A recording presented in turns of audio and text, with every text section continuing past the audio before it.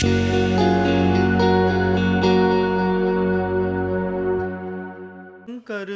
प्रभु आदिनाथ मुनिनाथ, आधि व्याधि अघमद मिटे, तव पद में मम्मात। चरण शरण है आपके, तारण तरण जहाज,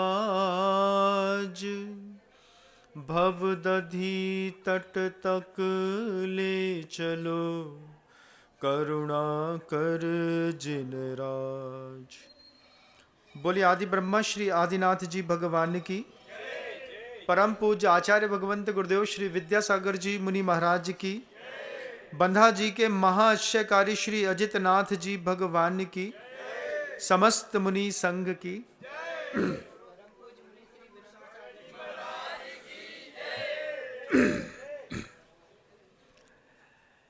गुरुदेव प्रतिदिन जैसे आप लोग यहाँ पर पूजा करते हैं, ऐसे ही आप टीवी चैनल्स में देखते होंगे, सुबह सुबह गुरुदेव के सानिध्य में भी लोग दर्शन पूजन करने का सौभाग्य प्राप्त करते हैं। ये रामटेक आश्चर्यकारी श्री शांतिनाथ जी भगवान जहाँ पर विराजमान है, वहाँ पर पूज्य गुरुदेव बाहर बैठ करके पूजा के निमित्त से बैठे थे और जनता पूजा के लिए आकर के सामने बैठ गई। बैठने के बाद किसी भक्त ने एक सुंदर सा भजन सुना दिया। भजन सुना दिया, तूने खूब दिया भगवान तेरा बहुत बड़ा एहसान, मांगते रहते बाबा सांझ सवेरे। ऐसे शब्द उसने सुना दिए। सुनाने तक तो ठीक था, लेकिन सुनने के बाद गुरुदेव के चेहरे पे मुस्कुराहट आ गई। बार बार वो बोलता जा रहा था, तूने खूब दिया भगवान तेरा बहुत बड़ा एहसान, तूने खूब दिया भगवान तेरा बहुत बड़ा एहसान। और इस शब्द के साथ ही गुरुदेव के प्रवचन की धारा जुड़ने लगी। जब पूजन पूरी खत्म हो गई तो आचार्य श्री जी इसी एक लाइन को विषय बना करके पूज्य गुरुवर ने पूरा का पूरा प्रवचन दे दिया। तूने खूब दिया भगवान तेरा बहुत बड़ा एहसान। ये भजन उस दिन दिमाग में गुरुदेव के ऐसा बैठा और गुरुदेव का अपना एक गंभीर चिंतन सामने आया। और जब प्रवचन का उद्बोधन शुरुआत हुआ तो प्रथम शब्द थे गुरुदेव के। बेस पूरे का पूरा प्रवचन बोल रहा हूं क्योंकि आज मेरे पास बोलने को कुछ है नहीं, तो मैं सोचता हूं कि मैं गुरुदेव का प्रवचन ही बोल देता हूं। गुरुदेव के प्रवचन थे। गुरुदेव ने कहा कि अभी आप लोग भजन सुना रहे थे, तूने खूब दिया भगवान तेरा बहुत बड़ा एहसान। फिर आचार्य जी कहते हैं कि गंभीरता की बात तो ये है कि हमको हमारे तन की आंखें आगे का देखती हैं और मन की आंखें हमारे पीछे का देखती हैं। ऐसा होता है कि नहीं? होता है ना। हम अपनी तन की आंखों से सामने देखते हैं और मन की आंखों से हमारी पीछे देखने की आदत है।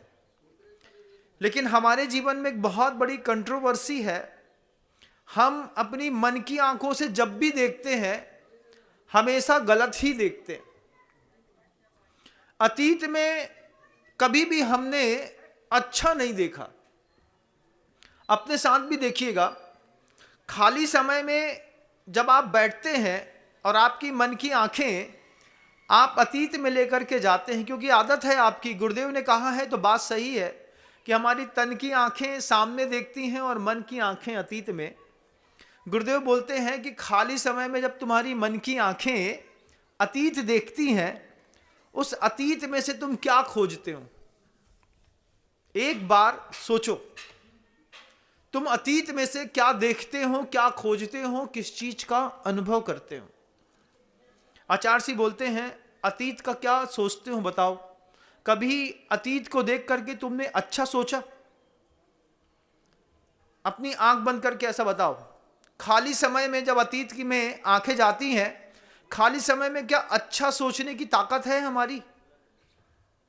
खाली समय में अच्छा सोचने की ताकत खत्म हो गई। खाली समय में बस सोचते रहते हैं, इसने हमारे साथ गलत कर दिया था, इसने हमको ऐसा बोल दिया था, इसने हमारे घर का पैसा चुरा लिया था, इसने हमारे शादी संबंधों में दिक्कत पैदा करी थी। खाली समय है ना, खाली समय में ऐसा सोचते हो। गिरनार गए थे, क्या विशुद्धि बढ़ी थी। सम्मेद शिखर जी की परिक्रमा करते वक्त क्या पुरुषार्थ किया था, पहली बार बिना जल लिए पूरी परिक्रमा कर ली। क्या आनंद आया था गुरुदेव की पूजा करने का। ये स्मृति में बनता नहीं। स्मृति में क्या बनता है, बस वो छोटी छोटी सी बातें। अतीत में, अतीत के जितना भी दुख है, उस अतीत के सारे दुखों को याद करने की हमारी आदत पड़ गई है। हम खाली बैठ करके भी बुरा सोचते हैं। अपने आप को टटोलिएगा। गुरुदेव के शब्द हैं।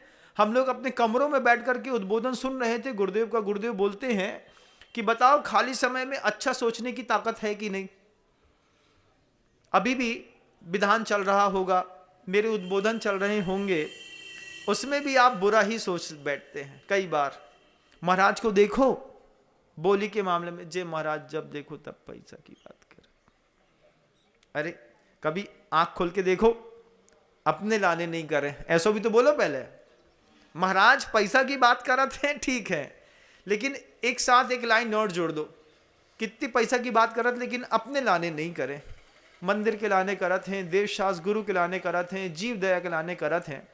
इन महाराज की उपयोग की शक्ति कितनी है, ऐसा सोच लो तो वही बात, वही शब्द तुम्हारे पुण्य बंध का कारण बन जाते। लेकिन हमारी सोच, अब महाराज के पास जाए सो पैसा लगे हैं, बे पैसा के लाने फिर बोलन लगे हैं, आंख बंद करके ऐसा सोचते हैं ना, अपन आदत में रहती है। लेकिन आंख खोल के सोचो। एक साधु ने जब भी किसी गांव में प्रवेश किया, जितना कुछ लेकर के आया था उसमें से बहुत कुछ देकर के गया, कुछ लेकर के नहीं गया। साधु की हमेशा से खासियत रही। अब चूंकि तुम्हारे पास एक ही रिद्धि है जो दुनिया में सबके काम आती है, तो उसी रिद्धि का प्रयोग करने के लिए बस बोलता है साधु। लेकिन हमारी आदत है, हम अच्छा सोच नहीं पाते, फिर अच्छा दे भी नहीं पाते। हम अच्छा सोच भी नहीं रहे हैं और अच्छा दे भी नहीं पा रहे हैं। हम तीर्थ क्षेत्र की गुरुदेव की वंदना करके आए, सम्मेद शिखर जी की वंदना करके वापिस आए, तब तुम्हारे पास मान लो 1 रुपए का धन है। उस 1 रुपए का धन किसी और को दोगे तो उसके हाथ में भी तो 1 रुपया जाएगा ना। तुम्हारे पास साधना का धन था, दान का धन था, तुमने दान दिया, भक्ति करी, पूजा करी। अब इसकी प्रशंसा और कर देते सामने वाले के पास। हमने विधान किया, बहुत आनंद आया। क्या कर दिया? विधान का आनंद तो ले लिया, दान का आनंद तो ले लिया, आपने जाकर के तीर्थ क्षेत्र की वंदना का आनंद ले लिया, साधु के पास जाकर के जिनमें भी स्थापित किया उसका भी आनंद ले लिया। अब इसको देना और बाकी था सामने वाले पड़ोसी को। दान तो हमने दे लिया, अब इसकी प्रशंसा करो। महाराज आए, बड़ी कृपा करी, एक महायज्ञ नायक की बोली मिली, 2.5 लाख रुपया दे करके अपने आप को धन्य धन्य माना मैंने। अब शब्दों से जब हमने किसी को ऐसा बोला तो तुम्हारे चेहरे के मुस्कुराहट, तुम्हारे मन की सुंदरता, जब उसको ये दिखी कि इसको पैसा दान देने के बाद भी ये झूम रहा है, समझ रहे हो? ये इसको कहते हैं अच्छा देने की कला। हम कई बार सोचते हैं कि दुनिया में सबसे अच्छा तुम लोगों के पास क्या है, बताओ? अच्छा क्या है? पैसा? पैसा बहुत ज्यादा अच्छा नहीं है तुम्हारे पास। तुम दान भी करते हो तो कितना दान करते हो बताओ, और दान कर भी दोगे तो कितना कर दोगे। लेकिन तुम्हारे पास सबसे पवित्रतम, सबसे ऊंची चीज है तीर्थंकर, पंच परमेष्ठी परमात्मा। इनका दान करना सीखो। पूरी दुनिया में कहीं पर भी जाएंगे, हम अपने प्रभु की, अपने गुरु की बात जरूर करेंगे।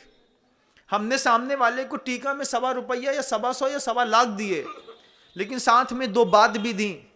हमारे घर में हमारे गुरु की बहुत कृपा है, हमारे घर में हमारे प्रभु की बहुत कृपा है।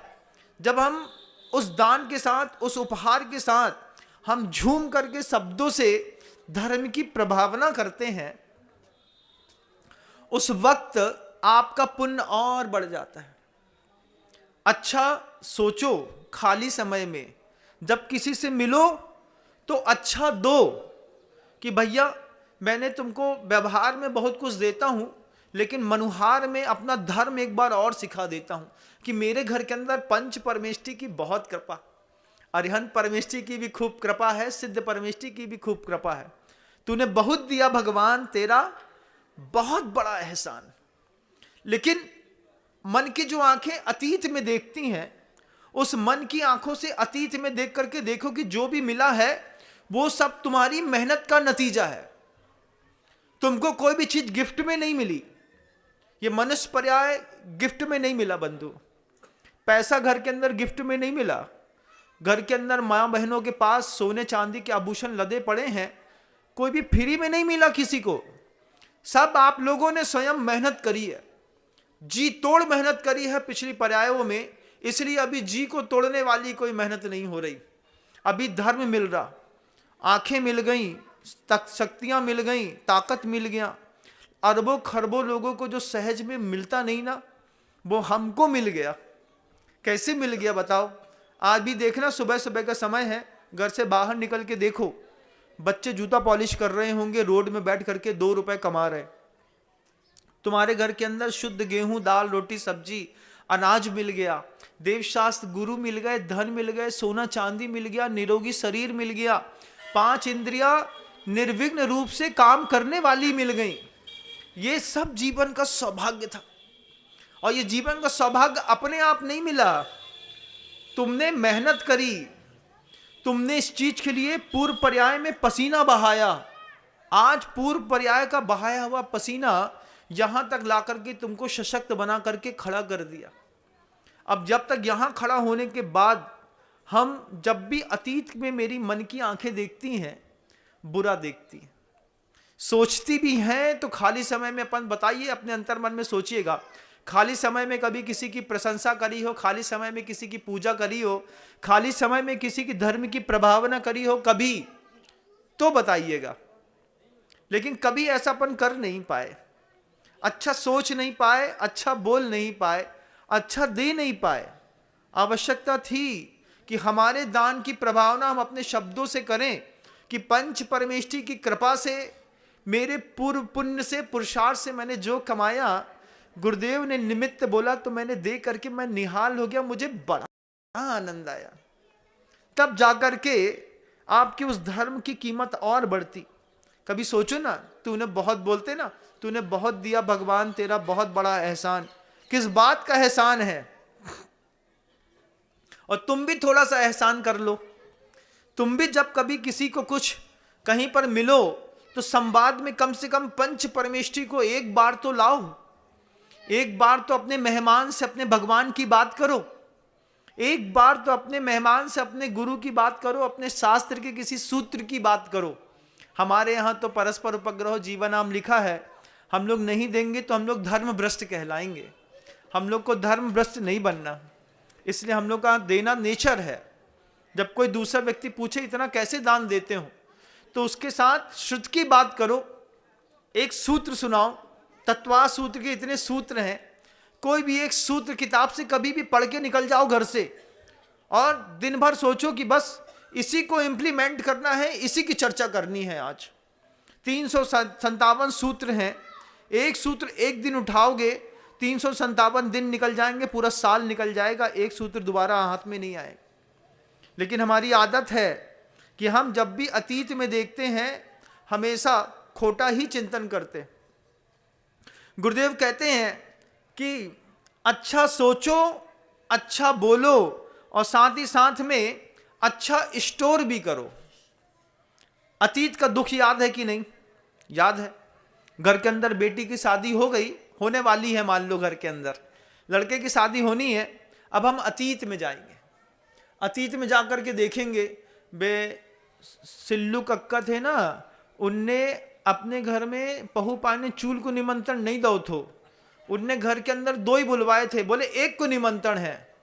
अब अतीत का दुख देखो, हमारे घर में लड़के का विवाह होना है, हम याद कर रहे हैं कि जब तुम्हारे घर में विवाह हुआ था तो तुमने हमारे साथ व्यवहार कैसा किया था। अब हम व्यवहार भी वैसे ही करेंगे जैसा तुमने हमारे साथ किया था। ऐसा करते हो कि नहीं? करते हैं महाराज। तुम्हारे कहां से एक आदमी को निमंत्रण भाव, तो हम भी एक ही आदमी को निमंत्रण कर हैं। वैसे तो हमारे तुम्हारे व्यवहार बहुत अच्छे हैं, पड़ोसी हैं अपन दोनों, आमने सामने रहने वाले, लेकिन जब शादी ब्याह की बात आ है तो तुम्हारे घर में से सिर्फ एक ही आदमी को निमंत्रण कर है। क्यों? अतीत का दुख हमने दिमाग में इकट्ठा करके रख लिया। अब उस दुख के साथ जीने की हमको आदत पड़ गई। पुराने जमाने में मजबूरियां रहती थी। क्या मजबूरियां रहती थी? पैसा कम रहता था, ताकत नहीं रहती थी, सब कुछ संभालना रहता था, दिल घबराता था, तो कभी कई बार इष्ट लोगों में से भी पूरे परिवार के लोगों को नहीं बुला करके एकाध को बुला लेते थे। मानदान दिया जाता था उसके बाद भी, उसको भी मानदान कहते हैं। नाक तो तुम्हारी तब कटती जब तुम्हारे खानदान में से कोई को ना बुलाते, लेकिन इज्जत के साथ गए, मखाना रख के आए। कोई के घर में सपरिवार लिख दो, कोई के घर में लिख दो भैया केवल 2 व्यक्ति। पहले जमाने में चलत तो ऐसो। तो भैया अब हमें याद है कक्का कहाँ ब्याह भव थो, कक्का ने हमारे घर में सिर्फ एक ही आदमी को निमंत्रण करो तो हम एक ही को बुला हैं। उनकी मजबूरी थी, उनके पास पैसे की कमी थी, उनको कुछ संकोच था, पैसा ज्यादा नहीं कर पा रहे थे, इसलिए घर का एक सदस्य को बुलाया। आज तुम्हारे यहां अच्छी संपन्नता है, बुलाया होगा आपने एक आदमी को, हम तो पूरे गांव को खिलाएंगे। क्यों? ये हमारा सम्मान है, ये हमारी सोच है। लेकिन हमारी आदत अतीत की आंखों से दुख को इकट्ठा करके जो हमने अंदर रख लिया है, अब तो हम इससे ज्यादा तो नहीं बुलाएंगे चाहे कुछ हो जाए। क्या बदला है? रिवेंज है क्या? रिवेंज नहीं है, बदला नहीं है कि तुमने हमें ₹1.25 दिए थे तो हम भी तुम्हें ₹1.25 दें, तुम दो हमें ₹1.25, हम तुम्हें 125 दे हैं और 1000 दे हैं। क्योंकि तुमने दे थे तो अपनी हैसियत से दे थे, अब जब हमारी देवे की बारी आई तो हम अपनी हैसियत से दे हैं भैया। सुदामा ने श्री कृष्ण को एक मुट्ठी चावल दिया था, उसके बदले में कृष्ण ने सुदामा को क्या दिया? चावल के बदले में अगर कृष्ण चावल पकड़ा देता तो क्या कृष्ण कृष्ण रह जाता? नहीं रह जाता। तुमने हमारे साथ क्या व्यवहार किया ये तुम्हारी शक्ति और तुम्हारे प्रेम की बात है, लेकिन हम तुम्हारे साथ अपनी शक्ति और अपने प्रेम के साथ व्यवहार करेंगे, ये हमारे प्रेम की बात है। ये चीजें आज पूरी दुनिया को सीखनी और जाननी है। हम आज भी कितनी भी तरक्की कर गए, लेकिन इन चीजों में आज भी फंसे हैं कि तुमने शादी में एक आदमी को बुलाया था तो हम एक ही बुलाएंगे। तुम्हारे कहां से एक गिफ्ट आई थी पार्ले जी बिस्किट की, तो अपन ने भी एक क्रैक जैक दे दी, हिसाब किताब बराबर। अरे हमारा मन पड़े तो हम सोने की बिस्किट दें, घर घर बांटे। भगवान ने हमें दो है तो हम दे हैं, अब तुम्हारे कहा नहीं दो भैया तो कोई बात नहीं। लेकिन गुरुदेव कहते हैं एक बार अपने अतीत को बहुत अच्छे तरीके से एक बार देखिए, अपने सौभाग्य को समझिए, जानिए कि बड़ी मुश्किल से जो मिला है, बड़ी मुश्किल से मिला है। ये वातावरण जो आपने यहां पर बना लिया, सिद्ध चक्र महामंडल विधान कर लिया, बड़ी मुश्किल से ये मौका मिला बंधु। सबको कहाँ मिलता? आप बताओ कि अतीत का वो दुख याद करने की जो आदत है, अपने लिए भी और पर के लिए भी, दोनों प्रकार का दुख होता है। आचार्यों ने कहा है ना, दुख शोक तापा क्रंदन बद परदेव नानात्म परोभय स्थानान सदवेदस्य। असाता बेदनी बंधती है दुख को याद करने से, दुख को देने से भी, याद करने से भी। कदोबा कारिदोबा किरंतोबा, तीनों सूत्र एक साथ लगते जीवन पे। हम दुख याद कर रहे हैं, तुमने हमारे साथ ऐसा किया था, हम तुम्हारे साथ ऐसा करेंगे। अब शोक को मन के अंदर पैदा करने पर असाता बेदनी बंधी, दुख मन के अंदर सोचने पर असाता बेदनी बंधी, दूसरे के बारे में अनिष्ट का चिंतन करने पर जीवन में असाता बेदनी बनी और कुछ बंधा ही नहीं। लेकिन हम लगे रहे यही करने में, हमें ऐसे करना, ऐसे करना, ऐसे करना, जीवन की पूरी शक्तियां निकल गई। आज सारी इंद्रियां क्षीण हो रही हैं, लेकिन अभी भी मौका है। बच्चा जितना मुलायम चमड़ी वाला दिखता है, इतनी मुलायम चमड़ी अब आपकी नहीं बची। अब आंखों से उतना साफ सुथरा दिखाई नहीं देता जितना पहले दिखाई देता था। जिब्बा की इंद्री भी अब वैसा काम नहीं करती वैसा पहले करती थी। अभी तो मौका है कि अपनी आंखों से दिखाई दे रहा है तो देख ले। क्या देख ले? मोबाइल? मोबाइल नहीं बंधुओं, भगवान को देख ले। अभी मौका है, इंद्रियों से दिख रहा है। सशक्तिकरण के साथ तुमको इस सृष्टि पर भेजा गया था और हमने उस पूरे सशक्तिकरण का नाश कर दिया। जब भी मौका मिला मोबाइल में घुस गए, मौका मिला फालतू की चीजों में घुस गए। मंदिर आने की फुर्सत नहीं है। पूजा करने के बहाने में, मंदिर जाने के काम में बोलो जाए तो भैया महाराज हमसे ना हो पाएगा। सारे पुण्य में अपने हाथ से पानी फेरने में क्यों लगे? कोई दूसरा पानी फेरता तो फिर भी किसी से कह देते कि भैया हम मंदिर जा रहे थे, इनने हमें रोक लो। लेकिन अपनी मेहनत का पसीना से कमाया हुआ ये जैन कुल, अपनी मेहनत और पुरुषार्थ से कमाई गई ये इंद्रियां, स्वस्थ शरीर, अपनी मेहनत से कमाया हुआ ये वैभव, ये मंदिर, ये जिनालय जब अपन को मिला और मिलने के बाद मंदिर, जिनालय, इंद्रियां, शक्तियां, आत्मा की अचिंत्य शक्ति में से एक भी शक्ति की चिंता किए बिना मिट्टी के मोल में सब बेचते रहे। आज मौत के मुहाने पर आकर के खड़े हो गए। किसी की जिंदगी के 70 साल निकल गए, किसी के 75, किसी के 80, और अभी भी वो क्रोध की आंखों से, लोभ की आंखों से, मोह की आंखों से पूरी दुनिया में चेतना काम कर रही है। अभी मोह का उन्माद आज भी काम करता है जिंदगी में। भगवान के सामने आने के बाद भी मोह कहता है अरे छोड़, इनको तो काम है बोलबे को जे बोलत रहे। ये तुम्हारे मन के अंदर ये भाव कौन, किसने पैदा किया? तुम्हारे मोह ने। अभी तुम्हारे कर्म का उन्माद है, अभी तुम्हारे मोह का उन्माद है। जिस दिन तुम्हारी चेतना का उन्माद आएगा उस दिन संवेग और वैराग्य से लोग लबालब भर जाते हैं। अभी तुम्हारी आत्मा तुम्हारे साथ बोल ही नहीं रही है। अभी तो तुम्हारी जिंदगी का लोभ तुम्हारे साथ बोल रहा है। अभी तुम्हारी जिंदगी का मोह, तुम्हारी वासना, तुम्हारी इंद्रियों का असंयम तुम्हारे साथ बोल रहा है। जिस दिन तुम्हारी चेतना तुम्हारे साथ बोलेगी उस दिन तुमको लगेगा कि आज मैं चेतना से बात करके धन्य हो गया। बड़े बड़े महापुरुषों को वैराग्य के छोटे छोटे कारण मिलते थे।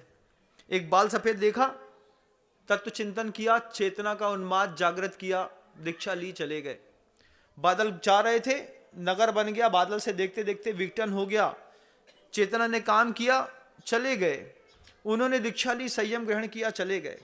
आज हजारों विकल्प भी मिल जाए वैराग्य के, कई बार मन के अंदर उमंगे तो उड़ती होंगी, इच्छा तो होती होगी कि हाँ महाराज साधु बन जाते तो अच्छा रहता। फिर कौन रोकता है? फिर वही मोह रोक लेता है, क्योंकि अभी मोह का उन्माद है, कर्म का उन्माद है। आचार्य कहते हैं अपनी चेतना को उन्मादी बनाओ। ये महाव्रत हैं, ये अणुव्रत हैं, ये गुण व्रत हैं, ये शिक्षा व्रत हैं, कोई भी व्रत हैं, एक व्रत का भी सहारा पकड़ लिया ना जीवन में तो पूरी नैया पार हो जाएगी। 12 प्रकार के तप हैं, प्रायश्चित है, विनय है, वैयावृत्ति है, स्वाध्याय है, ध्यान है, कायोत्सर्ग है। किसी एक का सहारा भी पकड़ोगे तो पूरी जिंदगी पार हो जाएगी। भगवान ने, तीर्थंकरों की वाणी ने तो ऑप्शन दिए बहुत सारे। तुम संयम ग्रहण नहीं कर सकते हो, संकल्पित हो कि वैयावृत्ति करेंगे। हमारी ताकत नहीं है केसलोच करने की। जो केसलोच करता है उसके पैर जरूर दबाएंगे, उसकी सेवा करेंगे, उसके जीवन की अनुकूलता बनाएंगे। ये छोटा सा वैयावृत्ति का सहारा भी पकड़ोगे तो जिंदगी पार हो जाएगी। देवशास्त्र गुरु तीनों की वैयावृत्ति करेंगे, ये सोच भी लोगे तो जिंदगी पार हो जाएगी। नहीं छूटता रात्रि भोजन, कोई बात नहीं है। अहिंसा का पालन नहीं कर पाए अहिंसक कुल में आने के बाद, उसके बाद भी अगर वैयावृत्ति का सहारा पकड़ लिया, बहती हुई बाढ़ के पानी में कोई तो लकड़ी हाथ में आई, एक आध तो हाथ में आती जिसका सहारा पकड़ते और हम निकल जाते। तब की लकड़ी हाथ में नहीं आई, उपवास की लकड़ी हाथ में नहीं आई, रस परित्याग की लकड़ी हाथ में नहीं आई। मैं वैयावृत्ति की लकड़ी ही पकड़ लेता हूं, कहीं तो रुकूंगा, कोई तो मुझे संभालेगा। जब वो भील को सिर्फ 2 कौर के बीच में जितना समय लगता है, उतने समय के लिए महाराज ने मांस का त्याग कराया और स्वधर्म इनकी स्वर्ग में जाकर के महर्दिक जाति का वो देव बन गया। उसने आखिर कहीं ना कहीं तो अपने आप को टिकाया ना, एक भील ने टिकाया अपने आप को। उससे गुरु ने कहा मांस का त्याग कर दो, वो कहता है ना हो पाएगा, हम सुबह से लेकर शाम तक यही खाते हैं। आचार्य सोचते रहे, है तो भव्य लेकिन काम अभी पाप के कर रहा है, और हंस के बोलता है छोड़ नहीं पाऊंगा महाराज, जिंदगी निकल गई इस शरीर को वही वही खिलाते खिलाते। आचार्यों ने छोटा सा उपदेश दिया कि देखो, एक कोर खाते हो दूसरा उठाते हो, खाने उठाने के बीच में जितना समय लगता है उतने समय के लिए त्याग कर दे। त्याग की छोटी सी लकड़ी पकड़ी, वो पार हो गया, भील की पर्याय से ऊपर जाकर के महर्दिक जाति का देव बन गया, आगे जाकर के महाव्रती बन गया। कितना जैन शासन की अपनी कीमत थी, हमने सब खो दिया। आज तन की आंखों से आगे आगे का मोह देखते हैं और पीछे की मन की आंखों से पीछे पीछे का दुख देखते हैं। खाली समय में सिर्फ अनिष्ट का चिंतन करने की ऐसी शैली बन गई जीवन की कि कभी कोई बोले कि भी अच्छी बात करनी है, अच्छी बात सोचनी है, लाख कोशिश करने के बाद भी अच्छी बात दिमाग में नहीं आती। ऐसे करते करते ये 2023 भी जा रहा है बंधु, 2024 आएगा, आ रहा है। ललितपुर से 45 किलोमीटर दूर तालबेहट करके एक नगर है। पूरे देश की जनता को मैंने आमंत्रण दिया है, अपन सब मिल करके नववर्ष अच्छे तरीके से भगवान आदिनाथ, भगवान पार्श्वनाथ की सेवा भैयावत्ती करने के साथ मनाएंगे। आप कहीं का भी प्रोग्राम बना रहे हैं, आप प्रोग्राम तालबेहट का बनाइएगा कि 31 और 1-2 दिन आपको तालबेहट में उपस्थित रहना है। मिल करके शांति धारा करेंगे, मिल करके साधार्मिक वात्सल्य अच्छा भोजन करेंगे, नृत्यमय संगीत और आरती करेंगे और अपने 2024 को एक सही समृद्ध आकार देंगे। शराब पीने से, जुआ खेलने से, मस्ती करने से, बड़ा डीजे बजाने से तो तुम्हारा साल नया जाने वाला नहीं है। जिस साल की शुरुआत में ही रात्रि भोजन हो, जिस साल की शुरुआत में ही शराब हो, जिस रात की शुरुआत में ही, साल की शुरुआत में ही व्यसन हो, वो साल अच्छा कैसे जाएगा। अगर साल अच्छा करना है अपना, अपने परिवार का, तो एक अभी से टिकट कटवाइएगा, रिजर्वेशन करवाइएगा। ललितपुर से सिर्फ 45 किलोमीटर दूर है तालबेहट। मुनि संघ रहेगा, मैं भी रहूंगा। आदिनाथ स्वामी की कृपा है वहां पर। 800 वर्ष प्राचीन मंदिर है, भव्यतम जिनालय है। पार्श्वनाथ के पुजारी दिल खोल के भगवान की भक्ति करते हैं तालबेहट के। वो पूरी समाज का आत्मीय निमंत्रण है, पूरे विश्व की जैन समाज को। वे आए, खुद उपस्थित होइएगा, नहीं तो अपनी उपस्थिति इस चैनल्स के नंबरों के माध्यम से दर्ज कराइएगा। जब मैं एक एक व्यक्ति का वहां से नाम बोलूंगा, अपना नाम सुनिएगा कि महाराष्ट्र तक मेरी आवाज पहुंच गई। 2024 का पावन पवित्र आशीर्वाद तालबेहट नगर में गुरुदेव के आशीर्वाद से हम एक महोत्सव करने जा रहे हैं। आपने अभी तो 15 दिन है, प्लान तो बना ही रहे होंगे आप लोग, यूट्यूब पर सुनने वाले भी, तो यूट्यूब वाले भी और सामने बैठने वाले भी, सबको निश्चित कर लेना है कि 31 दिसंबर और 1 जनवरी 2 दिन हमको हमारे गुरु के साथ पूरा दिन गुजारना है। ये सौभाग्य के साथ हम 2024 का एक नया आगाज करने जा रहे हैं। आप लोग भी पधारे, यूट्यूब वाले भी, जितने जहां तक मेरी आवाज़ जाती है, जो मुझे सुनता है, सबका निमंत्रण है, सबको आना है, ऐसा मेरा भाव है।